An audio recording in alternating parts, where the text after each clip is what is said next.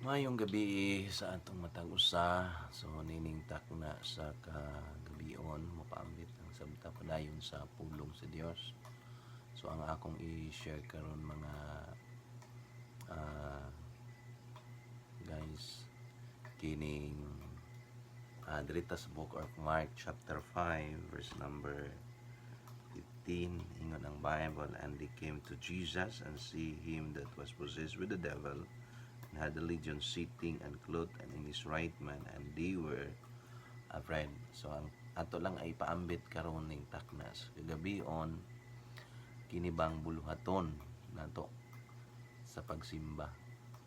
So what is or what are our right attitude diha sa pagsimba?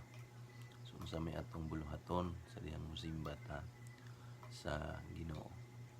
So una sa tanan, ang atong buluhaton sa pagsimba mao gyud ni sa adlaw nga tingsimba moadto gyud ta sa balay sa Dios. Sama ni King David ingon ang Bible sa Psalms 122 verse 1, I was glad when they said unto me, let us go into the house of the Lord.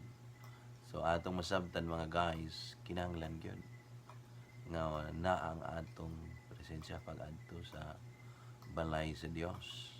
So ikaduha, proper attire or kana yung sama aning tao nga nakahimamat ni Jesus nga mao siya ang demon possessed, gitawag kining sadyang nakakaplag na siya ni Ginoong Hesus, miduol siya ni Jesus.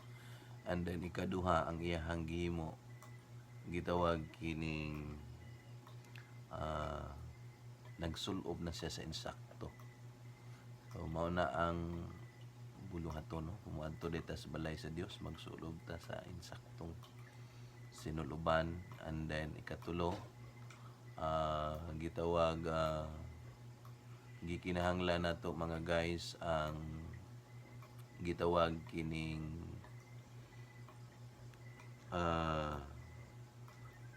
preparado nga panghuna-una kung maadto ta sa balay sa Dios. And then sunod mga guys, ang atong himuon panahon sa pagsimba. So samtang moadto ta sa balay sa Dios, maglingkod ta, maminaw kita sa pulong sa Dios. So kinahanglan kung naa ta sa balay sa Dios,